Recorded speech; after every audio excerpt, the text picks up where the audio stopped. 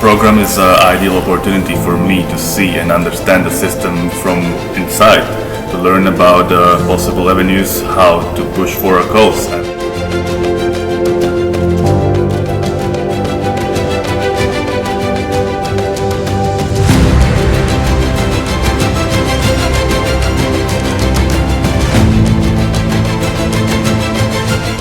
So after finishing this fellowship, I would like to go to my community and I would like to make awareness among them, and also I would like to make awareness to my organization where I am working.